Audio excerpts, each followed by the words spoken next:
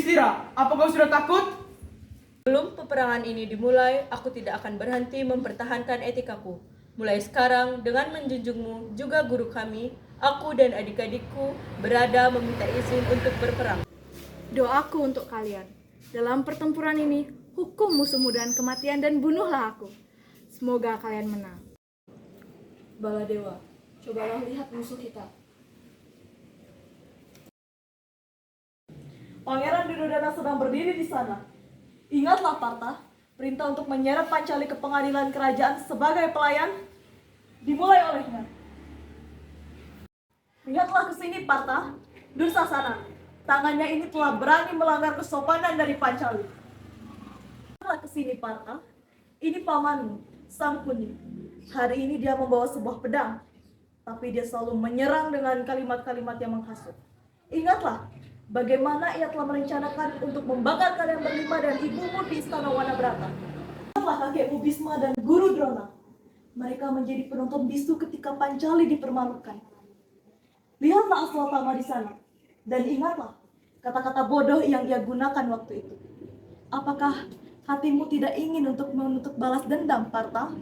Apakah jiwamu tidak ingin menuntut keadilan? Apakah keinginan untuk mengangkat senjata tidak muncul dalam dirimu? Apakah peperangan ini tampak tidak terelakkan? Peperangan ini tampak tidak terelakkan bagimu, Partha. Tapi sekarang lihatlah sekali lagi ke kakekmu Bhisma.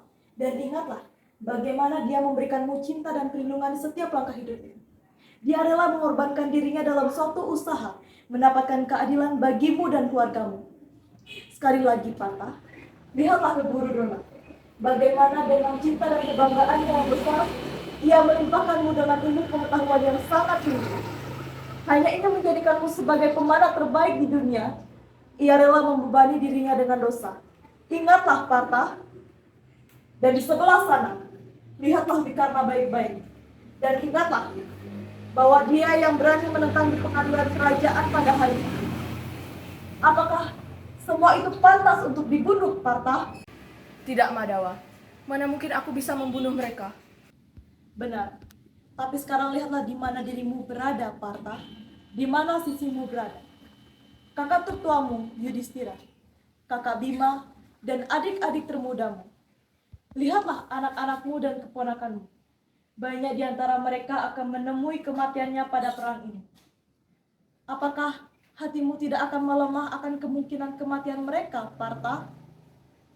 Sekarang juga, kau pikirkan kesalahan saudaramu Duryodhana yang pernah ia lakukan. Bahwa Widyatama akan kekuasaan, dan jika benar, dia yang lebih awal memulainya. Dan jika benar, Dursasana melakukan kesalahan dengan mempermalukan Pancali. Dan jika itu memang benar sebuah kejahatan namanya, bila kau perhatikan kakak tertuamu Yudhistira dan membiarkan istrimu dipermalukan di pengadilan kerajaan, apakah itu bukan kejahatan namanya? Kakekmu menganggap sumpahnya lebih penting dan menganggap bahwa kehormatan seorang pengantin wanita adalah hal yang kecil. Apakah itu namanya ketidakadilan? Kakak tertuamu Yudhistira, dalam rangka memenuhi kewajibannya, ia berpartisipasi dalam perjudian di kerajaan. Apakah itu namanya tidak adil? Jadi, pantas atau tidak menganggap Duryodhana sebagai seorang musuh? Apa yang kau katakan benar, Madawa. Di kedua belah pihak aku bisa melihat keadilan dan ketidakadilan. Karenanya, kau tidak bisa menyadari tujuan dari perang ini. Atau kau tidak bisa melihat bentuk dari keadilan itu sendiri, Partha. Rasanya pikiranku sudah mati, Madawa. Seluruh bagian dari tubuhku bergetar. Jari-jariku sudah tidak sanggup untuk mengangkat senjata. Kenapa? Untuk apa? Penderitaan atas dasar penghinaan. Pemahaman atas ketidakadilan ini, Madawa. Aku tidak mempunyai alasan untuk menyaksikan bencana ini, Madawa. Aku tidak bisa. Bencana adalah dasar dari reformasi, Partha. Jika sebuah batang pohon dipotong, maka dua cabang pohon akan tumbuh menggantikannya. Mengapa engkau takut akan terjadi bencana pada hari ini? Kau tidak tahu bahwa fakta akan terjadinya reformasi. Janganlah engkau menerima ketidakmampuan ini, Partha. Ini tidak pantas bagimu. Ketidakmampuan ini benar-benar tidak pantas bagimu. Sudah menjadi kewajibanmu untuk mengobarkan perang ini. Angkat senjatamu. Bagaimana aku bisa mengangkat senjataku, Madawa? Melayani mereka saja dalam hidupku sudah menjadi keberuntungan yang sangat besar. Seperti kakek, guru Drona, paman, bahkan kakak tertuaku pun sendiri. Seandainya aku masuk ke dalam nirwana dengan membunuh mereka semua, itu pun akan sia-sia, Madawa. Madawa, manusia hidup dengan memikirkan masa depannya. Saat melihat jutaan prajurit, yang terlintas dalam pikiranku hanyalah janda-janda di masa lalu. Ada banyak sekali anak yatim. Jika aturan masyarakat dilanggar dan tidak ada seorang pun yang mengajarkan nilai-nilai tradisi, ajaran akan Weda akan musnah, Madawa. Dinasti Kuru akan hancur, keselamatan bangsa Arya akan musnah. Semua itu akan hancur dan musnah, Madawa. Kau boleh saja berbicara layaknya orang bijak, Partha. Tapi kenyataannya, kau berbicara seperti orang bodoh. Apa yang akan dihancurkan? Jika pohon kehilangan beberapa daunnya, daun-daun baru akan tumbuh menggantikannya. Itu tidak dapat dijadikan alasan luka ataupun duka. Alasan keberadaan mereka adalah untuk pohon itu tetap hidup. Sama halnya seperti manusia. Masyarakat untuk dunia, dan dunia hanya untuk para dewa saja. Dia yang menyadari fakta ini akan selalu melihat jelas menuju jalan kebenaran. Iya, Partha, akan selalu ada kehancuran pada perang ini, dan itu sudah pasti. Tradisi lama yang telah tercemari racun akan musnah, dan tradisi baru juga akan tumbuh. Dan setelah perang ini, masyarakat dan dunia akan benar-benar bersih. Jadi, lepaskanlah kasih sayangmu dan pikirkanlah akan kepentingan dunia. Angkat senjatamu dan bertempurlah. Kata-katamu, Madawa, tapi kata-katamu belum bisa menyentuh hatiku. Madawa, kau sudah berjanji akan mewujudkan kereta kilat. Arahkanlah jiwaku, Madawa. Itulah aku ke jalan yang baik dan benar. Bangunlah, Partha. Denganlah memahami rahasia kehidupan, juga memahami rahasia bentuk dari penciptaan itu sendiri. Jika kau memasukkan kepalan tangan ke dalam air sungai Gangga, kau tidak akan mendapatkan apa-apa. Tetapi jika kau memasukkan telapak tangan terbuka, air sungai Gangga dapat dinaikkan hingga ke kepala. Sekarang pikirkanlah, kepalan tangan keangkuhan atau telapak tangan terbuka dari sebuah pengorbanan. Dapatkah kau mengetahui sekarang, pikirkanlah, kepalan tangan keangkuhan atau telapak tangan terbuka. Memang benar. Lalu mengapa tubuh seseorang akan hancur setelah mati? Karenanya, tidak ada satupun yang berasal dari tubuhnya. Sifat dan juga tingkah lakulah yang menjadi ciri khas seorang manusia. 3 sifat dasar inilah yang disebut sebagai diri, yang terdiri atas rajas, tamas, dan satwa. Apa yang dimaksud dengan itu, Madawa? Rajas yang berarti kemalasan, tamas yang berarti kebodohan, dan satwa yang berarti kebaikan. Ke arah mana kau ingin melihat, Partha? Mengapa kau ingin mengelilingi semua pasukan yang ada di sini? Aku ingin melihat angkatan perang, Madawa. Aku ingin tahu apa yang aku dapatkan dan aku akan kehilangan apa dalam perang ini. Tunjukkanlah wujudmu, Madawa.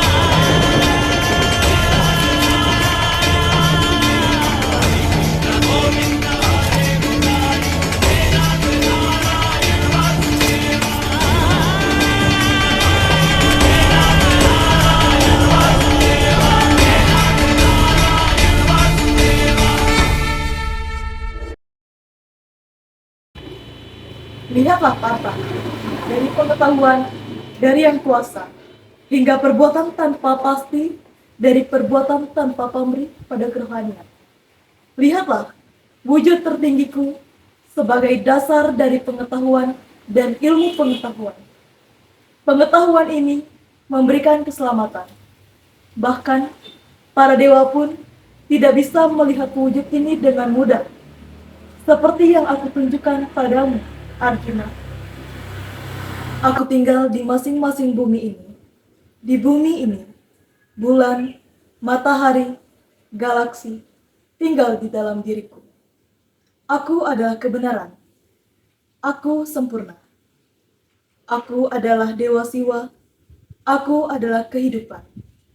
Aku adalah guru yang utama. Aku sama Weda di dalam Weda. Di antara dewa, akulah Indra. Di antara Basu, akulah angin. Di antara Rudra, akulah Sang. Di antara Basu, akulah angin. Di antara binatang buas, aku adalah Dewa Kumera. Di antara puncak gunung, akulah Semeru. Di antara si Agung, akulah Pripta. Di antara kata-kata, akulah Om. Di antara lagu, akulah Gayatri. Akulah pohon aswata. Akulah kepintaran dalam ingatan. Aku kecerdasan, keteguhan, dan kesabaran. Dan aku adalah kemuliaan. Di antara para Gandarwa, akulah Ciptarasa. Di antara Resi Agung, akulah Narada. Di antara kesempurnaan, akulah Gambila.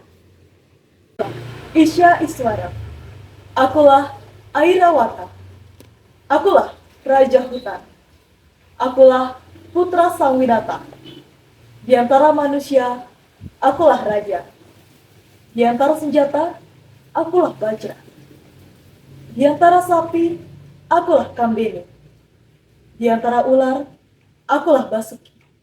Aku Sesma. Aku Yama. Aku Dewa Bagina. Aku juga Dewa Rama, Gangga yang suci. Aku adalah awal dan aku akhir dari penciptaannya. Aku adalah Batma Widya. Akulah Mahakali dan Brahma kemenangan. Di sini dan keputusan. Aku adalah hukuman, kekuatan, keadilan, kesunyian, dan aku pengetahuan. Aku adalah Basudewa Arjuna, Bagawan biasa. Tidak ada yang bukan aku sama sekali. Tidak ada tempat di mana aku tidak hadir. Akulah waktu, akulah kehidupan, dan akulah kematian, Arjuna. Aku di sini sebagai kematian untuk semua orang yang ada di sini. Bahkan, meski kau tidak mengangkat senjata, aku pasti akan memusnahkan mereka semua. Untuk itu, atasilah keinginanmu dan jalankanlah kewajibanmu. Tanggunglah akan beban dan keadilan. Angkatlah busurmu dan jiwamu, dan berperanglah, berjanjilah untuk perang, Arjuna. Oh Madawa, oh Basudewa, hari ini keraguanku telah terhancurkan. Aku mohon kembalilah ke wujud manusiamu. Penantianmu telah berakhir, Bisma yang agung. Penebusan dosamu telah berdiri di hadapan. Cepatlah kau selesaikan tujuan hidupmu, Dewi Amba. Penyebab kematianmu telah berdiri di hadapanku. Bisma yang agung, ingatlah janjimu sebelumnya. Berikan penebusan dosaku, Dewi Amba.